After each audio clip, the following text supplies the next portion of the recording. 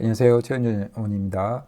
오늘은 농지연금의 정보를 제공하는 최근에 영상을 올려드리고 있는데, 오늘은 그 농지연금의 대상 농지 조건에 대해서 한번 이야기를 해드리도록 하겠습니다.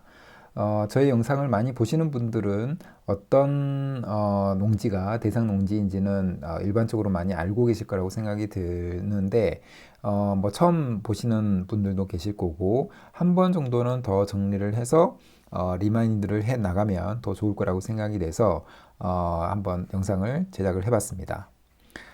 저는 지금까지 농지연금의 처음부터 끝까지를 여러분들과 같이 하고 있습니다. 그래서 농지연금에 대해서 이해하는 것부터 해서 농업인이 되는 방법에 대해서 저의 어떤 경험과 노하우가 모두 담긴 내용들을 전달 드리고 있고요.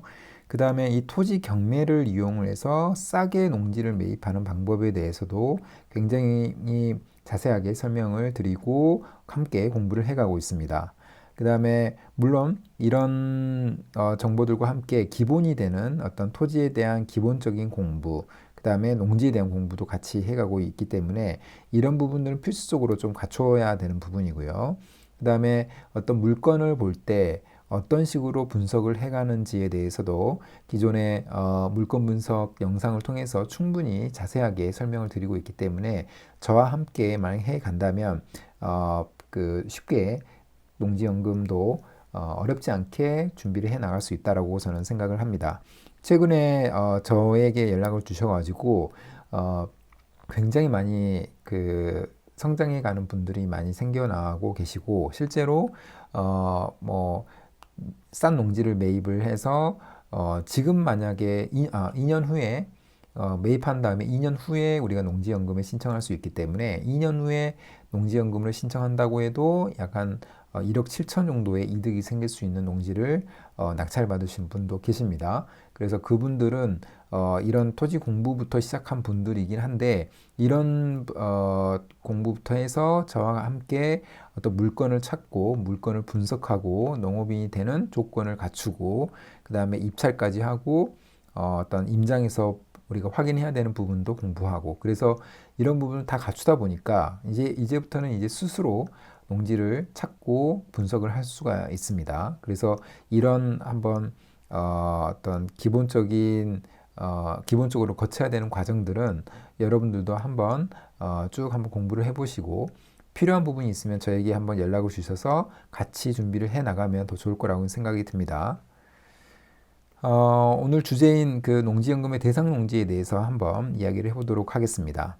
이게 이 농지연금 사이트에서는 이렇게 나옵니다. 그래서 지금 대상 농지의 조건은 이런 거고 가입 제한이 되는 조건은 이런 겁니다. 그래서 대상 농지 같은 경우에는 용농에 이용되고 있는 농지, 그러니까 농지는 이제 전답 과수원이죠. 지목이. 용농에 이용되고 있어야 된다. 이거는 당연하다고 볼 수가 있죠. 용농에 이용되고 있지 않은 농지를 우리가 매입할 필요는 없습니다. 그 다음에 2년 이상 보유한 농지. 그래서 우리가 경매로 싸게 농지를 매입을 한 다음에 2년 후에 농지연금에 신청할 수 있다. 이렇게 보시면 될 것 같고 대상 농지의 위치가 좀 중요한데 신청자의 주소지와 담보농지의 소재지가 동일한 시군구이거나 또는 그와 인접한 시군구이거나 그 다음에 또는 주소지와 담보농지까지의 직선거리가 30km 이내인 농지로 제한되어 있습니다. 그래서 가능하면은 자기 주소지와 그 주소지에 포함되거나 아니면 인접한 시군구의 농지를 선택을 하는 게 가장 좋겠지만 사실은 이 우리가 주거의 그 거주 이동의 자유는 우리가 항상 가지고 있기 때문에 꼭 직선거리 30km가 아니어도 내가 좋은 땅이 보인다, 내가 농사를 지을 수 있다 이렇게 생각되면은 30km 이상이 돼도 농지를 매입할 수가 있습니다. 농지를 매입을 해서 예를 들면 농지연금 신청할 때쯤에서 그 이사를 간다든가 하는 방법도 너무나 제한을 둘 수가 없는 부분이기 때문에 이런 부분도 그렇게 어렵지 않게 해결할 수 있는 부분이라고 저는 생각을 합니다. 그 다음에 이제 가입 제한 조건을 보게 되면은 문제가 있으면 안 됩니다. 근데 어떤 문제냐면 저당권 같은 경우에는 채권 최고액이 대출이 이 농지 가격의 15% 이상이 되면 안 됩니다. 그래서 이 부분은 좀 염두에 둬야 되고요. 그러나 우리가 수시 인출형 같은 경우에는 이제 그 목돈을 초기에 많이 받고 나머지 기간 동안에 이제 나머지 연금을 받는 그 어떤 제도인데, 수시 인출형 같은 경우에는 30% 정도까지 대출이 있어도 가능합니다. 그런데 이 수시 인출형으로 목돈을 받는다고 말씀드렸는데, 그 목돈을 이 30%의 대출을 갚는다는 조건으로 우리가 받아야 되는 겁니다. 그래서 이렇게 이해하면 될 것 같고, 일반적으로는 대출이 15% 이내여야 된다, 이렇게 생각하면 될 것 같습니다. 그 다음에 농업용 목적이 아닌, 그러니까 농업용 목적이 아니면 사실은 농지연금용 대상에 포함되지 않는다라고 보시면 됩니다. 그래서 농업용 목적이 아닌 시설이나 불법 건축물이 있는 농지, 또는 본인 및 배우자 이외의 자가 공동 소유한 농지, 그러니까 지분 물건 역시도 대상 농지에 포함이 되지 않습니다. 근데 생각해 보면 이게 다라는 겁니다. 이게 농지연금의 대상 농지의 전부 다이다. 여기에 포함되거나 포함되지만 않으면 농지연금으로 다 받아주겠다, 이런 겁니다. 농지연금의 최대의 장점이 바로 이 부분에 있습니다.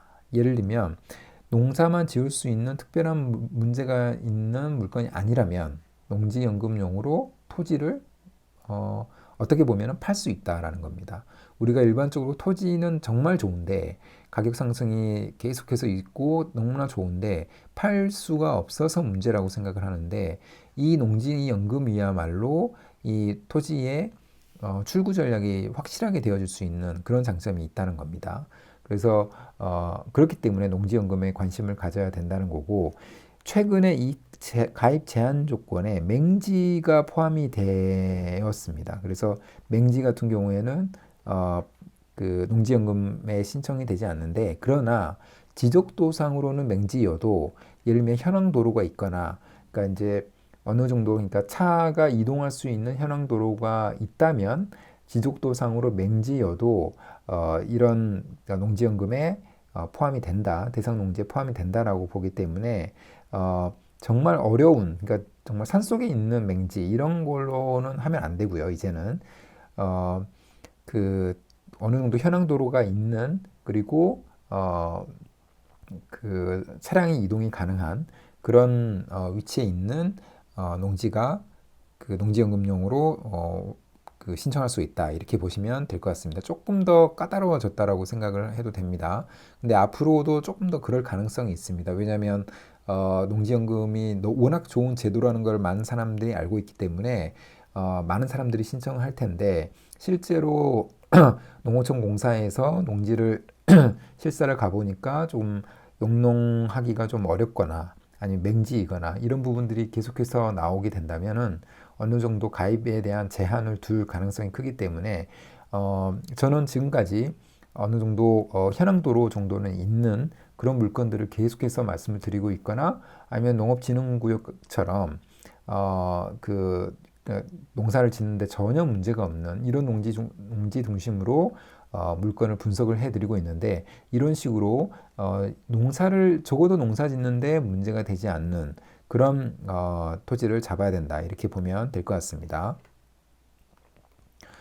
그러면 농지연금의 대상 농지에 우리가 생각해 볼 수 있는 전략은, 일단은 토지 경매를 활용해서 싼 농지를 찾아야 됩니다. 그래서 그런데 이제 문제가 있는 물건들, 예를 들면 뭐 법정 지상권이라든가 분묘가 있는 물건이라든가, 그다음에 지분 물건이라든가, 이런 물건들은 싸게 나오는데, 그런 어떤 권리상의 문제를 해결할 수 있는 사람만이 그런 물건들을 찾아야 되고, 그게 안 된다면은 그런 문제가 없는 물건을 찾아야 됩니다. 근데 그런 문제가 없는 물건들 중에서도 싼 농지가 나옵니다. 반값 이하로 나온 농지가 나오기 때문에 그런 물건들을 찾아서 시작을 해가고, 아까 제가 말씀드린 문제가 있는 물건들이 정말로 싸게 나온다, 뭐 30% 감정가의 30% 이내로 나온다, 이러면은 그 방법을 알고 있다면은, 확실히 알고 있다면은 매입을 해도 될 거라고 저는 생각을 합니다. 두 번째로 맹지도 가능하다고 말씀드렸는데, 이 부분이 최근에 이제 바뀐 부분인데 지속도상으로는 맹지여도 현황도로 정도는 있어야 된다. 꼭 이제 다시 한번 강조를 좀 드리고 싶고요. 그다음에 공시지가 상승이 기대되는 지역을 찾는다. 국토종합개발계획에 보면은 각 지역마다 그 개발 계획이 수립이 많이 되어 있습니다. 그래서 그런 지역 중심으로 우리가 농지를 찾는다면 앞으로의 가격 상승도 충분히 가능할 수 있는 그런 기회를 우리가 찾을 수 있다. 이렇게 보면 될 것 같습니다. 그리고 가급적 도시 지역 내 또는 면보다는 동 지역에서 찾는다. 그러니까 도시 지역 중에서 예를 들면 자연 녹지 지역 같은 경우에는 농지가 많이 있기 때문에 그런 농지를 찾는다거나 동 지역 중심에서 이 농지를 찾으면 앞으로의 가격 상승도 상승 가능성이 크다. 이렇게 보면 될 것 같습니다. 그리고 농지연금의 담보평가를 보게 되면은 많은 분들이 알고 계시겠지만 개별 공시지가의 100% 또는 감정가의 90% 중에서 선택할 수가 있게 됩니다. 그리고 이제 경영 이항형 같은 경우에는 감정가의 100%로 우리가 해주기 때문에 경영 이항형에 속할 수 있는 농업진흥구역의 농지라든가 이런 부분들도 역시나 10%를 처음부터 먹고 들어가기 때문에 너무나 좋은 어떤 장점이 있다라고 생각이 듭니다. 그리고 만약에 농지연금이 사라진다면, 그러니까 어떤 조건에 의해서 어떤 가입 제한이 걸린다면은 그런 가능성은 뭐 크지는 않겠지만 이번에 최근에 나온 맹지처럼 그런 가입 조항이 좀 더 까다로워진다면 마지막까지 남을 수 있는 농지는 저는 농업진흥구역이라고 생각이 듭니다. 그래서 농업진흥구역의 농지를 싸게 매입해서 장기간 보유하는 이 전략이 굉장히 좋을 수 있다라고 저는 생각을 합니다. 그리고 이제 우리가 일반적으로 공시지가 현실화율을 보게 되면은 그러니까 이제 그 감정가 대비해서 공시가가 한 몇 퍼센트 정도 되느냐 이 얘기를 하는 건데 65에서 한 70% 정도 수준이라고 보시면 될 것 같습니다. 그래서 뭐 공시지가의 100% 공시지가 기준으로 농지가 나와 있다면 매입을 할 수 있다면 그게 가장 좋은 것 같고요. 왜냐하면 이득을 바로바로 볼 수 있는 그런 조건이 되기 때문에 그런 거죠. 그래서 저 역시도 공시지가를 항상 보게 되고 법원 감정가는 100% 믿을 수는 없기 때문에 은행 감정을 꼭 통해서 실제로 현실적인 감정가가 어느 정도인지를 꼭 확인한 다음에 들어갑니다. 그래서 이런 식을 통해서 농지의 담보평가는 한다 이렇게 보시면 될 것 같습니다. 그럼 오늘 영상은 이것으로 마무리하겠습니다. 감사합니다.